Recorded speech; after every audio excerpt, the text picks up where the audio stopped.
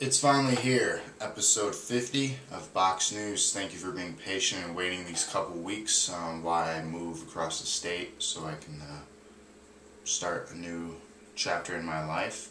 But this is not stopping. Box News is going to be regularly uploaded every Sunday from here out, or try to anyways. I apologize, this one's posted Monday. But every Sunday from here out, a new episode will be up. Covering a new game, old game, just news in general. I'm also adding a new segment, answering your questions and giving you the industry news and gaming news at the end of each video. Alright, this one covers my top 5 favorite games of all time, which was a very hard list to compile. Basically, it took me a lot of digging, a lot of old, a lot of new games, what I really enjoyed the most and what I can go back to and still get that same enjoyment today. Start off with number 5. I could not pick a single game in this series, so I had to say the Grand Theft Auto series is number 5. If I had to pick one though, I really enjoyed San Andreas probably the most out of them.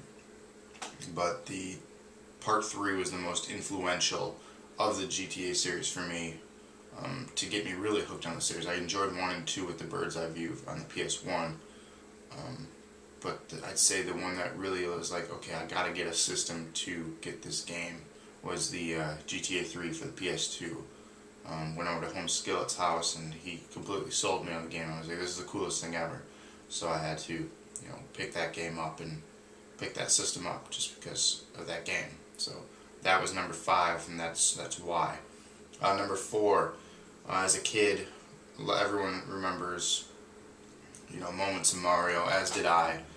But number 4, the original Sonic the Hedgehog for Sega. That was, the big launch for Sega as being relevant.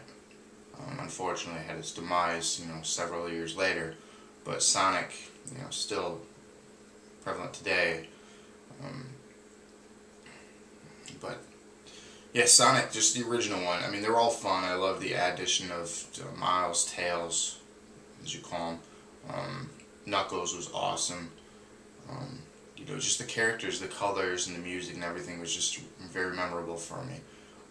Number 3, I remember playing this game in the arcades before I actually got it on the NES, was Super Mario Bros. 2. This is the one, spoiler alert, where you play through the whole game and then Mario wakes up and it was just a dream. To me that was like, wow, they didn't add twists and just, a side scroller. I thought that was a really cool idea right there. I remember going to the bowling alley growing up and having to ask parents for quarters so I can go play Super Mario 2, and I always picked the princess. Luigi sucked, his jump was awkward, Mario was just Mario, and Toad was Toad. With the princess you could glide and get over the gaps much easier. But just Super Mario 2, everything about it, the music and just everything, it was just very memorable Mario for me. They were all great. I love World. That's definitely the runner-up in the Mario series for me. Was 64, coming close behind that. But Super Mario 2 was amazing. If you have never played it, find it, get it on the Wii. It's a classic game for download, so pick that up. Number 2, I couldn't decide which game out of the series of this one to pick, so I picked the series as a whole, was the Metal Gear Solid series. They relaunched the series on the PS1. It was a 2-part series for the NES. Most people don't know that, but look it up. Metal Gear was originally around for the NES. And then I believe they may have had one for the Game Boy, but don't quote me on that. But just Metal Gear is a series. I love the story, I love the character design, I just love the stealth, espionage, action, as they say. And it was fun. Number 4 really brought back those memories of the series when I got the PS3. But the one that they released for the PlayStation 1, Metal Gear Solid, I got it for Christmas, probably, gosh, I want to say it came out in 97 or 98, and I remember getting that for Christmas and getting the little, strategy guide that came with it by Prima, and playing through that, and it was a 2-disc game. I remember I was like, wow, I got through the first disc of a game, and now I'm on the second, and just it was so challenging. And just one of the things in particular was when you're fighting Psycho Mantis, he reads you can read your thoughts, and what they did was had the game start to read your memory card from your save file, see how many times you died, just basically your stats of your progress through it, and it scans your memory card in a little screen. Instead of video, like, you know, when you change your video 1, video 2, it says Hideo, which is Hideo Kojima, which is the guy that, you know, designed the game, basically came up with the story, came up with just everything. He created the game, and it just does that. And what you do is you change your memory card from slot A to slot B, so he can't read your memory, so you can actually defeat him. Because if you read your memory, you basically can't use any of your weapons or any of your tactics that you used throughout the game prior to facing him, and you have to. He's invincible at that point, so you have to do that. And it's one of those things that you just figured out by trial and error. I don't even remember how I figured it out, because the internet wasn't, you know, booming then. You couldn't look up cheat codes as easily as you can now. And I don't believe it was in the strategy guide. And I don't honestly remember how I figured it out. It might have been word of mouth at school or word of mouth with people, but it was one of those things like, wow, you know, gaming is evolving at that point. And I was 12 or 13 years old, and you know, that was a huge movement for gaming for me. But number one, my favorite game of all time, still to this day, I'll stand by this, and I'll probably never change this pick, was Legend of Zelda: Link to the Past for the Super Nintendo. I remember playing this so much growing up, and I remember beating it finally, and I thought it was one of the hardest, longest RPG games that I've ever played and beat. And it was just so fun to play through again, and the music, the idea of playing through a world, beating it, and then having it be the same exact world but flipped as the Dark World, and just going through all the things again, but everything's slightly twisted. It was a sweet idea. They give you everything happy, and then they give you everything, you know, sad and just basically destroyed. And I thought that was a great idea for a game. And I mean, the series as a whole is fantastic. I don't think I've been let down besides Zelda 2, which is their attempt at a side-scroller Zelda. I wasn't too fond of that, but the rest of the series was good. Well, Majora's Mask, besides the timing, where they time you and it resets the day. If you've ever played that, that was for 64. And I really did like Wind Waker. That was a good one. But Link to the Past, if you have never played it, they have it on the Game Boy Advance as like a retro game, which comes part of the Four Swords expansion, which links to the GameCube. Pick it up there. You can get it on the Wii Classic console. If you have a Super Nintendo still, which I give you props if you do, find that game just because it's so much fun. If you've never played it, you're gonna get a thrill out of it. It's a great story. So that's my number one game of all time. That was the highlighted part of episode 50. It's not done yet, so don't click stop or navigate away from the page. I got more. Have some industry news that I'm going to talk about. Final Fantasy 13 was scheduled to have downloadable content. It got canceled. Instead, they're going to be releasing an Ultimate Hits edition with stuff for after you fight the final boss, which, if you go back to my review on the game, I found that as a flaw. After you beat the boss, you get nothing. Recently, an Xbox Live gamer was suspended for putting in his profile his home of Fort Gay, West Virginia.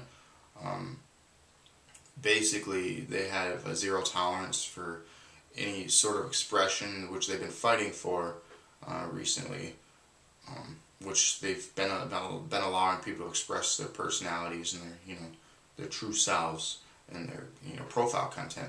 But he was suspended for putting in the word gay, which people must have complained, found offensive. But that's actually his hometown. It's a base, and he finally got through with Xbox Live support, and they got his account the suspension lifted. So he was suspended for a short period of time for posting just where he's from. There's also a list of a bunch of unique names of cities that would get you suspended on the internet if you just search them. So that was interesting, but they fixed that and it's down, so now if you live in that area, you can repost that you live in that area again. Just try not to be offensive about it. DICE, the company DICE, has shown off its new downloadable content, the expansion of Vietnam. It's supposed to come out by the end of the year. New 360, Xbox 360 bundle coming out this fall in November, which is $399, and it includes the new Kinect, which comes out in November, and a 250 gigabyte hard drive. The exact date is November 4. Okay. EA Sports version of the UFC, their own fighters and whatnot. It's called EA Sports MMA. The demo is out on September 28th. So if you're curious to see how well it is in comparison to the UFC Undisputed games, check it out September 28th. DJ Hero 2 and Guitar Hero Warriors of Rock demos are now available on the marketplace, so check those out if you're curious about getting the new Guitar Hero or trying DJ Hero 2, which I'm not sure how you'd try DJ Hero 2 if you didn't have a turntable already, but I'll look into that and let you all know. I do have a turntable, so but if you don't, I'll find out what you can do with that. Rock Band 3 will allow export from Rock Band 2, so if you have songs that you banked up from Rock Band 1 and 2, you'll be able to export most of them to Rock Band 3. There obviously always are license issues, so you might not be able to get all the songs you purchase, which sucks, but I don't have a list of ones you won't be able to get. Halo Reach to feature custom name tags, better than what they used with Halo 3. The letter number logos will appear from the Bungie games you have played next to your gamer tag. So if you've played Halo 1, Halo 2, or Halo ODST, you'll have like a custom logo that you can put on there, basically showing that you've completed the campaign or whatever achievements you've completed from those series. Also, if you have links to the PC or the Bungie.net website, you'll get different logos for that. Alright, just released this past week, NHL 11 for the 360 and PS3, Spider-Man Shattered Dimensions on all the consoles, Ruse for the 360 and PS3, Hawks 2 for the 360 and PS3, and Metroid Other M, which came out just over a week ago on the Wii. Check those games out now if any of those sound interesting to you. Coming out this week will be PlayStation Move and titles along with that. Halo Reach for the 360, which will be probably the big one this fall, and Cabela's North American Adventures on all the consoles. Alright, last segment here, I gotta rush it. Answer some of your questions. Will Firefight be online for Reach? Yes, online Firefight. There will be. You can basically customize your own Firefight modes and challenge your friends to them. I don't know how it works on matchmaking levels yet, but obviously at midnight tonight, you'll find out yourself. So I apologize I wasn't able to answer that completely, but yes, it will be online. Any word on Diablo 3? 2011 release. There's rumors on Christmas Eve 2010, but basically I don't know anything. I wish I could get some information on that. Millions of people are asking, so who knows this will be. Hopefully, for those fans out there, Christmas Eve. Black Ops will have host immigration. Treyarch had it on Call of Duty 3, if you recall, so more than likely it will be there on Black Ops. Will Fable 3 follow the story 1 and 2? It will follow the same town, but it's years later in the industrial beginnings. 1 and 2 had different characters apart from each other anyway, so it's going to follow a similar story around similar based characters, but it's its own thing. And what game are you most excited about at the end of 2010? Rock Band 3. Would I rather have the Xbox Kinect or PlayStation Move? I would definitely have the Kinect over Move, just because the PlayStation seems just like the Wii. And what improvement from the previous Halo games that will now be on Reach are you looking forward to most? The ranking and experience point system. That's basically it. But I'm out of time now, and I want to thank you for all your questions. Definitely keep asking more, and then post your top 5 games of all time on here. And thank you for watching episode 50 of Box News. Hope you all have a fun time playing Halo, and a good day.